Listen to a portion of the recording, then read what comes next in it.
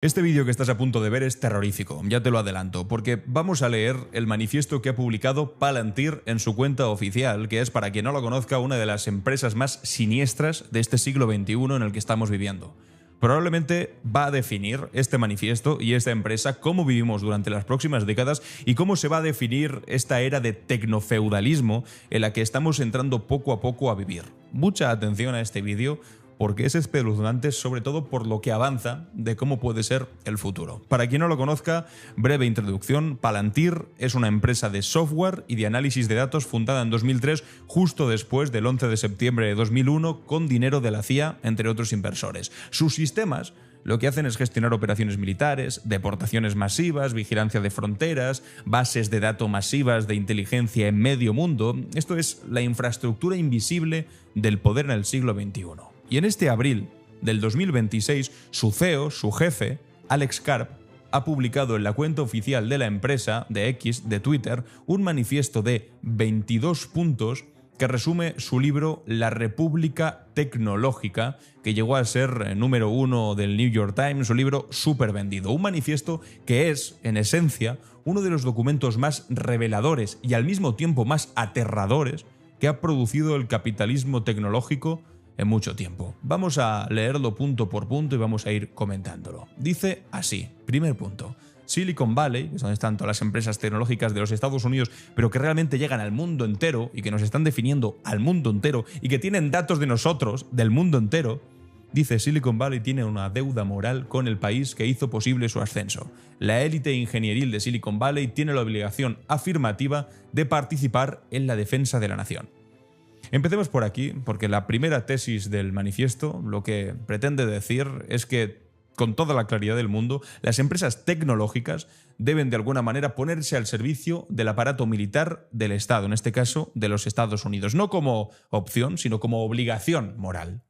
Lo llama una deuda con la nación. Y cuando una empresa de vigilancia masiva, que ahora está operando con el servicio paramilitar de Donald Trump, el ICE, y con todo tipo de barbaridades como en Israel contra los palestinos, etc., cuando una empresa de vigilancia masiva, y las peores cosas ni siquiera sabemos qué hacen, habla de deudas morales con el Estado, lo que está describiendo es una cosa muy peligrosa, que es una especie de fusión entre el poder empresarial corporativo y el poder militar estatal, que tiene un nombre y no es innovación, es militarismo. Continúa. 2.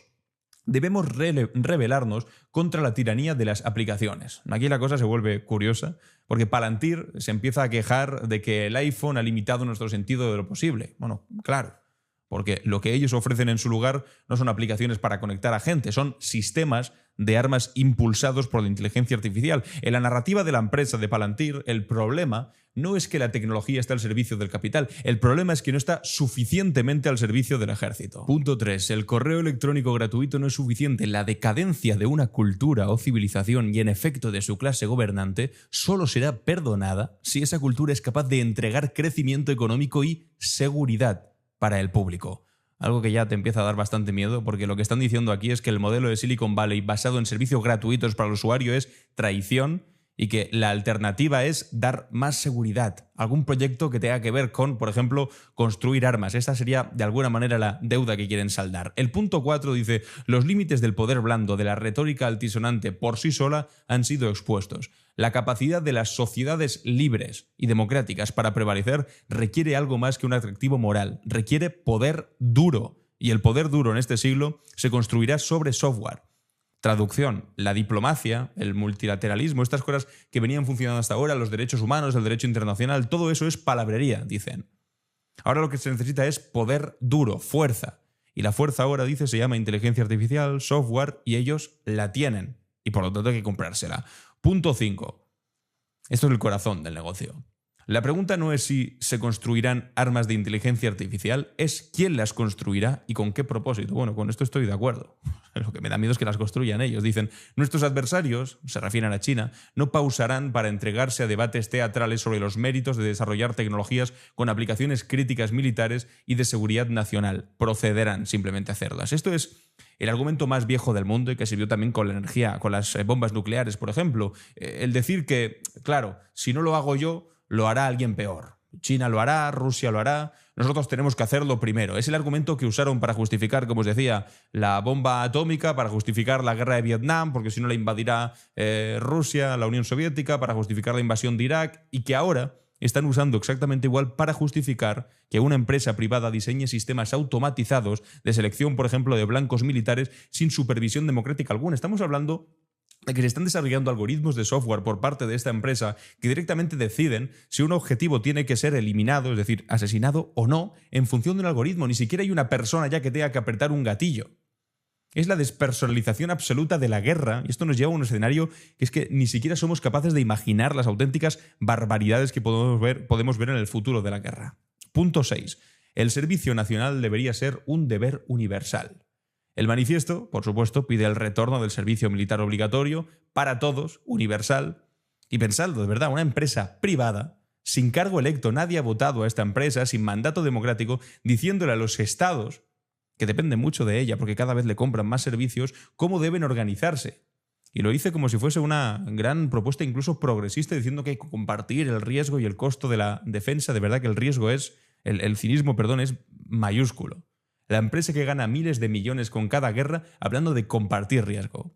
Los puntos 7, 8 y 9 los podemos agrupar porque van más o menos en la misma dirección. Dicen que el ejército merece mejor tecnología, los funcionarios públicos están mal pagados y hay que tener más tolerancia con las figuras públicas que cometen errores, dicen.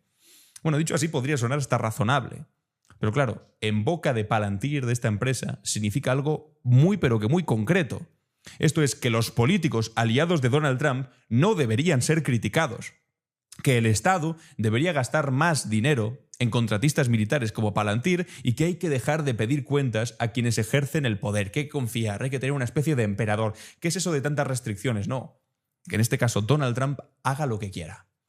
El punto 10 merece la atención porque es un poco más sutil. Dice, la psicologización de la política moderna nos está llevando por mal camino. Lo que Palantir está atacando aquí es la idea de que la política pueda ser un espacio de expresión personal, de identidad, de búsqueda de sentido. Para él eso es una distracción, una enfermedad. La política debe ser fría, debe ser técnica, orientada a resultados medibles. Y los resultados que le interesan a Palantir, por supuesto, son muy concretos. Contratos, armas, vigilancia, datos de la mayor cantidad de personas posibles, poder, al fin y al cabo. Vamos al punto 12. Dice, la era atómica está terminando. Una era de disuasión construida sobre la inteligencia artificial está a punto de comenzar. Esta es la tesis central del negocio de Palantir.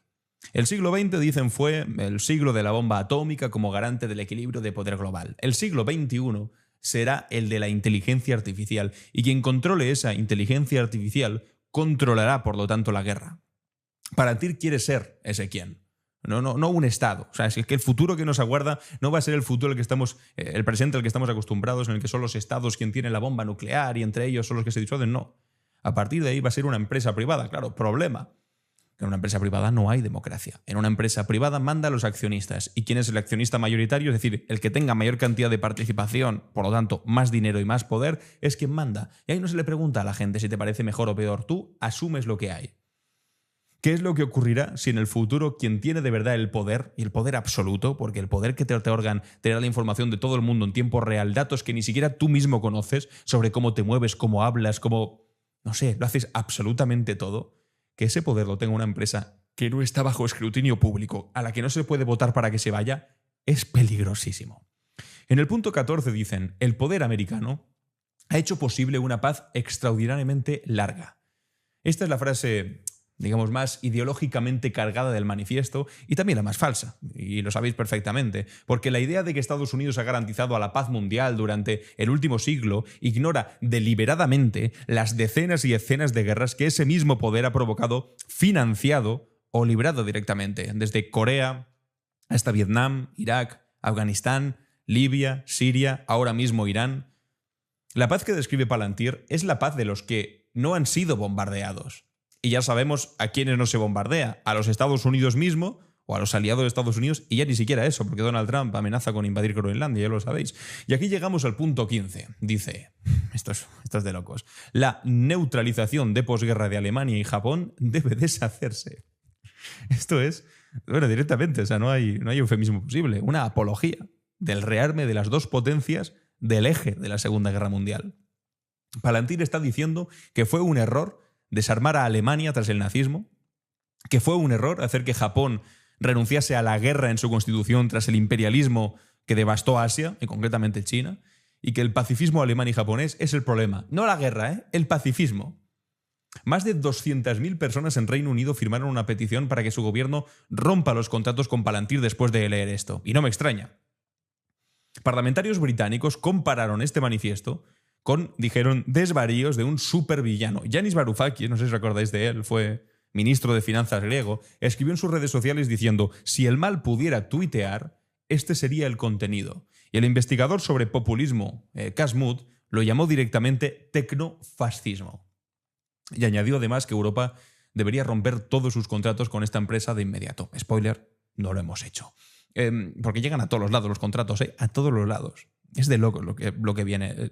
Por eso, yo cuando estamos discutiendo las chorradas del día, si Donald Trump ha dicho que si ha subido una imagen con inteligencia artificial, si en España ha habido un rifirrafe entre dos políticos, después ves esto y enmudeces. Dices, el mundo que nos espera es terrorífico a no ser que hagamos algo.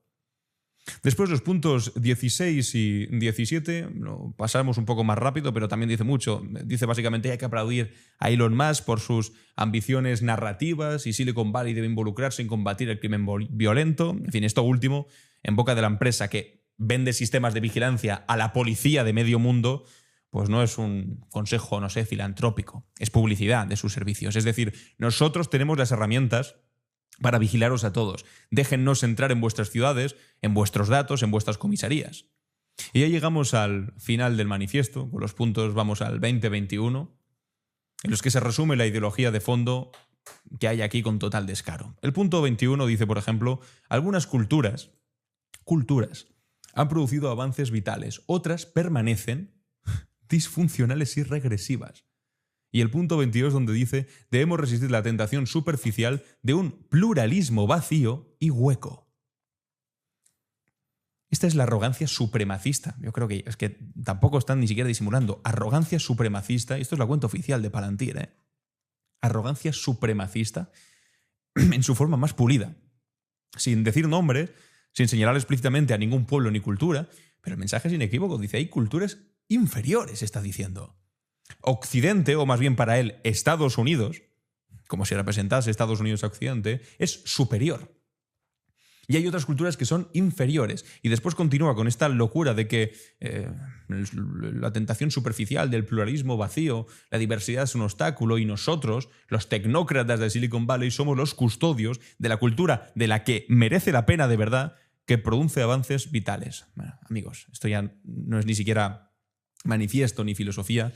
Esto es racismo, pero con calcetines de marca, porque son todos dos multimillonarios completamente emancipados de la realidad. Mi cultura es la buena, lo mío es lo bueno, lo otro es lo malo y debe ser extirpado. Pluralismo vacío. Este discurso tú lo pones en el siglo XX, ya sabéis a quién habría recordado, a un tipo con bigote, un pintor austriaco. Dale Carve, lo leía antes, profesor de la Universidad de George Washington, lo ha resumido de la siguiente manera. Dice, el mensaje del libro y del manifiesto, o sea, del libro, esto es un resumen que han publicado para que se conozca en todo el mundo, pero este es el libro, es el que Palantir básicamente quiere ser el fabricante de armas del próximo siglo, el futuro de la industria armamentística que reside en el software y la IA. Y todo lo demás es pura palabrería. Estados Unidos bueno, enemigos de Estados Unidos malos, poder duro bueno, poder blando malo, multimillonarios tecnólogos buenos, pedir responsabilidades a las élites malo, Occidente bueno, yo diría Estados Unidos bueno, y el resto completamente malo. En estas pocas frases se desmonta de golpe 200 páginas de filosofía de aeropuerto, cuyo resumen es que los multimillonarios de Silicon Valley, los multimillonarios que han desarrollado estas tecnologías y que ahora son más ricos que nunca, hagan lo que quieran con el mundo. Incluso exterminar, porque, claro, ese pluralismo vacío nos sobra un poco, ¿no? Pero hagamos algo que el manifiesto no hace, que es poner esto en contexto real. Porque Palantir no es una empresa que escribe manifiestos filosóficos desde una torre de marfil, no son un think tank que simplemente escriben y ya está. No, Palantir tiene contratos, muchos contratos pagados con dinero público y que matan gente. Su software, un software que tiene que se llama Maven, diseñado junto a modelos de inteligencia artificial, es el sistema que el ejército de los Estados Unidos utiliza, atención, para identificar objetivos y planificar ataques militares en Oriente Próximo. No es una exageración, ¿eh? Lo ha confirmado el propio Pentágono esto. En un memorándum de marzo del 2026, el Departamento de Defensa, bueno, ya se llamaba Departamento de Guerra, que Donald Trump le ha cambiado el nombre, estableció que Maven era el sistema militar central de los Estados Unidos, un sistema desarrollado por una empresa privada que controla todos esos datos. Y este sistema ya ha cometido crímenes, pero claro, si los comete un sistema, ¿a quién mandas a la cárcel? Está claro que si un soldado comete un crimen de guerra, puede ser juzgado. Si el crimen de guerra lo comete un software, una IA, ¿a quién mandas a la cárcel? A la IA. El 28 de febrero de 2026, era un sábado, día lectivo en Irán, la escuela Shaher Tayebeh, en la ciudad de Minab, estaba llena de niños y sobre todo de niñas, esperando a que sus familias los recogieran porque los bombardeos habían suspendido las clases. 3 misiles Tomahawk cayeron sobre esa escuela. 175 muertos, la mayoría niños y niñas, pequeños. Según fuentes del propio ejército estadounidense, que lo han reconocido que esto ha ocurrido, y dijeron, vaya, qué lástima. En fin, baja colateral, no puede ser más sinvergüenza. 170 niños muertos. Y tú dices, bueno, en fin. Bueno, pues resulta que han reconocido que el software de clasificación de objetivos tenía registrada esa escuela como infraestructura militar desde el 2013, cuando todavía compartía edificio con unas instalaciones militares cerca. Nadie, ni humano ni máquina, había actualizado esa clasificación. Y Maven seleccionó el objetivo y los humanos dijeron, bueno, para adelante, supongo que tendrá razón la inteligencia artificial.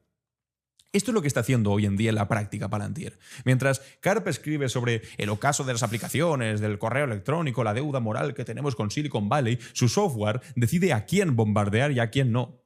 Y cometer crímenes de guerra como acabar con la vida. Es que no me entra en la cabeza que ahora que un niño con 5 años, viva o muera, pueda crecer, ser adolescente, enamorarse de alguien, tener hijos, envejecer, trabajar, no sé, disfrutar de la vida, depende de que un algoritmo, ni siquiera un humano, decida que esto tiene que ser bombardeado. Una vida entera que se desvanece así, en nada. Y no solamente el Oriente Próximo, ¿eh? El mismo Karp ha confirmado públicamente que Palantir trabaja con el ejército israelí. ¿Sabéis dónde? Pues claro, en Gaza. Amnistía Internacional lleva años acusando a la empresa de participar en violaciones de derechos humanos. Le han dado una puntuación inversores, como la de MSCI, de 2 sobre 10 en libertad civil y derechos humanos. Que para que te den eso, un fondo de inversión, tienes que ser, vamos, la auténtica podredumbre moral. Y en Estados Unidos, Palantir también es el principal motor del Estado policial migratorio que Donald Trump ha instaurado en este segundo mandato. El ICE, el Servicio de Migración, este servicio paramilitar, ha adjudicado por la vía urgente un contrato de $30 millones a Palantir para desarrollar lo que llaman Immigration OS. Atención a esto, un sistema de vigilancia masiva en tiempo real de toda persona migrante en suelo estadounidense. ¿Qué hace el sistema? Cruzar bases de datos de la seguridad social, de la sanidad, de la vivienda, de las redes sociales. Hoy en día que estamos todo el día con el teléfono móvil, escribiendo WhatsApps en Instagram, en Facebook, viendo TikToks, todos esos datos los lee también, que es donde pueden conocer al momento dónde estás, además de los datos de lectores de matrículas de coche y sobre todo datos biométricos. Te leen la cara. Tú sabes que tenemos una cámara, ¿no?, en el teléfono móvil que te está grabando constantemente o que puede ver tus rasgos biométricos cada vez que lo desbloqueas. Rasgos físicos, color de ojos, cicatrices, tatuajes. Todo. Te conoce mejor de lo que te conoces tú mismo. Y lo llevas en el bolsillo todo el día. Bueno, pues todo eso son datos que el gobierno va a tener a través de esta ingente cantidad de capacidad de la inteligencia artificial para todos esos datos que son inconmensurables, que no puedes ni siquiera entender cómo hay tanta cosa, es capaz de medirlos, de ordenar datos. El poder del siglo XXI va a ser la capacidad de ordenar datos. Y esto no solamente está hecho para inmigrantes sin papeles, que Donald Trump dice que son todos malvados, bla, bla, bla. Está hecho para todos los migrantes. Y según expertos en privacidad digital, para prácticamente también, porque si lo haces con uno, pues dices, bueno, pues ya que estamos, lo hacemos con todos, para toda la población estadounidense, dado que el sistema rastrea los movimientos de los conductores en ciudades donde vive el 75% de los adultos del país, sean o no sean inmigrantes. Paul Graham es uno de los inversores más respetados de Silicon Valley y le dijo a los programadores que se mantuvieran alejados de Palantir. Dijo, si eres un programador de primer nivel, hay muchísimos otros lugares donde puedes trabajar, además de en la empresa que construye la infraestructura del Estado policial. ¿Por qué es eso? El Estado policial. Esto después hablan de freedom, de libertad. ¡Viva la libertad, carajo!, dice Javier Milei, mientras también, por cierto, quiere vender Argentina a Palantir. Pero no hay nada de libertad en un Estado policial en el que controlan absolutamente todo lo que hace simplemente porque pueden. Y estamos, insisto, al principio de lo que está por venir. Al principio. La respuesta de Palantir a esto fue publicar un comunicado de 2000 palabras justificándose. Eso es lo que hacen cuando alguien con credibilidad, como este inversor que os decía, les pone un espejo delante y dice, por favor, no trabajen con ellos. Hay que hablar de Peter Thiel, porque hemos hablado solamente del CEO, del jefe ejecutivo de la empresa. Pero Peter Thiel, que tengo otro vídeo hablando en el canal sobre él bastante, seguiremos hablando mucho sobre él, no solamente el cofundador de Palantir, sino que es el arquitecto de una red de poder que lleva décadas construyéndose y que hoy ha llegado al corazón del gobierno más poderoso del mundo. Es un tipo, en fin, es este de aquí. Atención al titular: el magnate ultra Peter Thiel reta al Papa en Roma. Charlas secretas sobre el anticristo para frenar la regulación de la IA. Ahora está obsesionado con el asunto del anticristo, este tipo. O sea, son multimillonarios con una cierta locura. Y un loco, bueno, te puede dar miedo si te lo cruzas por la calle, pero es que este no es que te lo cruces por la calle, es que te lo puedes cruzar en el teléfono móvil porque puedes saber todo de ti. Eso es lo que más miedo te da y está obsesionado con el anticristo. Bueno, pues resulta que este tipo financió con $15 millones las campañas al Senado de J.D. Vance, que os sonará precisamente por ser hoy el vicepresidente de los Estados Unidos. Sin Peter Thiel, Vance probablemente no era senador. Y si no hubiese sido senador, probablemente nunca habría llegado a la Casa Blanca. Es decir, la cadena es directa. Además, Peter Thiel fue también uno de los primeros donantes de Donald Trump en el 2016. Ya veis que se junta con lo mejorcito de lo mejorcito. ¿Y qué pensaba Peter Thiel? Porque esto es muy relevante, de la democracia mientras hacía todo esto. Bueno, pues él mismo lo ha escrito, tampoco hay mucho misterio. Dice cosas como: ya no creo que la libertad y la democracia sean compatibles. Esto no es una confesión arrancada, una cosa que ha dicho mientras la apretaban en una entrevista, no, esto es una convicción publicada, defendida, reiterada. Para Peter Thiel, los mercados deberían estar aislados de la voluntad popular. Las decisiones importantes no deberían tomarse en elecciones de gente votando. Deberían tomarse en salas de juntas por multimillonarios, por supuesto, como él. Por gente como él. Y por él, sobre todo. Esta idea tiene un nombre en los círculos donde se mueve Peter Thiel, le han puesto el nombre de la ilustración oscura. Su principal ideólogo es un tipo que se llama Curtis Yarvin, un programador de San Francisco, que propone reemplazar la democracia liberal, dice, esto es verdad, por monarquías corporativas, donde ciudades y territorios sean gestionados no por democracia, sino como empresas privadas por una especie de monarca CEO que manda de manera absoluta. Y como mucho intervenida por su junta de accionistas, que son los que pongan dinero. Yarvin escribió bajo seudónimo durante años, ganando seguidores en foros marginales de Internet, y hoy en día esos seguidores incluyen al maldito vicepresidente del gobierno de los Estados Unidos. La cadena es esta. Yarvin elabora las ideas. Peter Thiel las financia con mucho dinero y las conecta con el poder, y J.D. Vance pues es un tipo al que con ese dinero y con esa influencia política lo han puesto al frente de una de las vicepresidencias más importantes del planeta entera. Y alrededor de esta red, toda una constelación de tecnooligarcas que comparten en distintos grados la misma desconfianza hacia la democracia y el mismo apetito de poder. Sam Altman, ¿nos suena? Es el jefe de OpenAI, la empresa que ha creado ChatGPT, conocido por todo el mundo. Elon Musk también estuvo metido, que se instaló en el corazón del Estado cuando financió a Donald Trump. Fíjate, Donald Trump financiado por 270 millones de Elon Musk, J.D. Vance financiado por 2 millones también de Peter Thiel, todos intervenidos por estos ultramillonarios. La democracia ya es una cosa un poco de broma en los Estados Unidos, pero es que cuando empiezas a rascar un poco más ves que es peor de lo que pensabas. Todos ellos ahora con posiciones en o alrededor del gobierno federal más poderoso de la Tierra. Todos ellos con modelos de negocio que dependen de la ausencia de regulación democrática sobre sus actividades, que cada vez abarcan más y más y más y más. Esto no es una conspiración. Esto es perfectamente visible. Perfectamente visible. Yo soy miope, me quito las gafas y se sigue viendo perfectamente. Solo hay que escuchar, tener un poco de tacto. Y precisamente porque es visible es todavía más preocupante. El ideólogo del Kremlin, Alexander Dugin, publicó su propia valoración del manifiesto este que acabamos de leer, de Palantir, y dijo algo que merece la atención. Dijo, Palantir es mucho más importante que Donald Trump. Dice, Trump es un peón insignificante. Palantir es el plan para salvaguardar el dominio en declive de Occidente por medios radicales. Vamos a ver, cuando el ideólogo de Putin te llama más peligroso que Donald Trump, en este momento es que has conseguido algo, ¿eh? Y no precisamente algo bueno. Porque hay una pregunta que este manifiesto, este libro, no responden, que Karp y Peter Thiel no responden, y es ¿quién controla Palantir? Desde luego, no son los ciudadanos estadounidenses, no son los parlamentarios europeos preocupados que han firmado contra ellos, no son los médicos que usan sistemas de datos controlados por ellos, no son los inmigrantes cuyas vidas dependen de sus algoritmos, no son los niños de la escuela aquella iraní, no.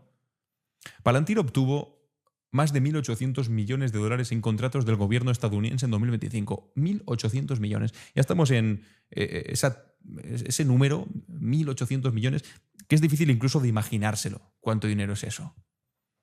El 55% de sus ingresos dependen de contratos estatales con el Estado de los Estados Unidos. Y sin embargo, no rinde cuentas ante el Estado. Rinde cuentas ante sus accionistas, ante Peter Thiel, Karp, ante el mercado. El investigador francés Olivier Tesquet lo ha dicho de la siguiente manera. Palantir aspira a convertirse en el sistema nervioso del próximo orden mundial. Descripción perfecta del negocio.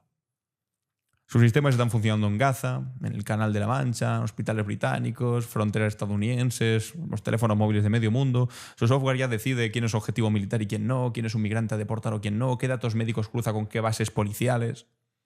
Lo que el neoliberalismo hizo fue sustraer la economía, separarla del control democrático. Y lo que Palantir está haciendo es sustraer al ciudadano mismo. No es ni siquiera una diferencia de grado, es una diferencia de naturaleza que lo cambia absolutamente todo.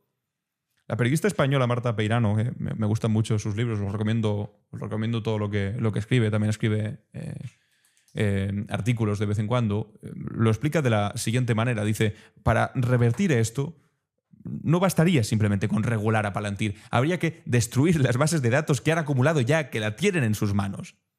Porque esas bases de datos son el verdadero poder. El software se puede cambiar, los contratos se pueden romper, los datos biométricos, los perfiles de vigilancia, los historiales de movimientos de millones de personas, todo eso se puede deshacer. Sí.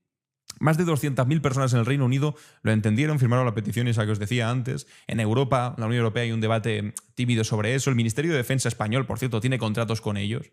El sistema de salud británico también, bla, bla, bla. La inteligencia francesa también tiene contratos con ellos. Todo el mundo tiene. Y si se rompiese, todavía habría que trocear. Yo utilizo siempre la metáfora de en el siglo XIX hubo la idea... Ya se me caen hasta las cosas de lo nervioso que estoy. En el siglo XIX había la idea de la lucha contra el absolutismo, y en los estados liberales lo que hacían era trocear el poder del monarca absoluto que decidía sobre todo. Y entonces vinieron los estados de derecho, en el que había un poder ejecutivo, legislativo, un judicial, después había el cuarto poder que era el periodismo, y de repente la democracia se ensancha, es el momento de mayor crecimiento de las sociedades, del estado de bienestar, cuando el poder está más repartido, igual que la riqueza cuando está más repartido, son los momentos de mayor desarrollo social. Es un momento bueno de crecimiento, de mejora de la vida de millones y millones y millones. Bueno, estamos en un momento parecido, porque ese autoritarismo, ese absolutismo, ya no va a residir en el Estado ni en el monarca por la gracia de Dios, va a residir en la empresa privada como esta, y no es la empresa privada en general, no es la charcutería del barrio, no, es una empresa privada que controla datos de todo el mundo y que va a ser tan poderosa que va a ser en la práctica mucho peor que el peor de los dictadores del siglo XX o de los autoritarios gobernantes monárquicos absolutistas del siglo XIX. Van a tener todo el poder. Entonces, ¿qué hay que hacer? Hay que trocearlo. Hay que hacer una revolución liberal también, pero en el siglo XXI. De hecho, de todo esto que estoy hablando, hablo muy largo y tendido en este nuevo libro, Civilización o Barbarie, la batalla por el futuro de la humanidad. Intenté condensar todo este tipo de cuestiones porque son las que me obsesionan ahora, porque van a definir el futuro del mundo. Y mientras yo digo eso, Peter Thiel ahora se acaba de comprar un casoplón en Buenos Aires, reuniéndose con Javier Milei y observando un país que dice, no, es un experimento libertario, bueno, es un experimento en el que pretenden vender a cachos trozos para que puedan hacer como sus propios países, de alguna manera, soberanos en el sentido de soberanía que dependa del dinero, de haberlo comprado. Esto es a lo que nos estamos enfrentando. Y el manifiesto que han publicado aquí abiertamente, no sé cómo se han atrevido a publicarlo, no sé el principio realmente. Lleva años construyéndose, pero por primera vez empiezan a decirlo en voz alta, con todas las letras, en una cuenta corporativa oficial de la empresa. Ya ni siquiera se disculpan o disimulan, porque ya están dentro de todo. Del ejército, del Estado, de las fronteras, del móvil, los hospitales, bases de datos de millones y millones de personas que nunca firmaron ningún contrato con ellos, pero son parte de países que sí han firmado contratos. Bueno, la pregunta no es si Palantir es peligroso, es evidente que sí, eso lo sabemos de sobra.